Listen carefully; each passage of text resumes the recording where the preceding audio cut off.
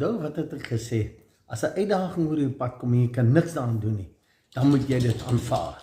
Aanvaar beteken nie hou daarvan, geniet dit of gee toestemming nie. Maar aanvaar sê vir jou brein, ons moet na iets anders toe gaan. En daarom moet jy jou fokus dan sit op 'n droom, op 'n positiewe uitkoms wat jy graag wil hê. En hoe duideliker daai droom, daai uitkoms is wat jy graag wil hê, hoe makliker maak dit vir jou om keuses te maak.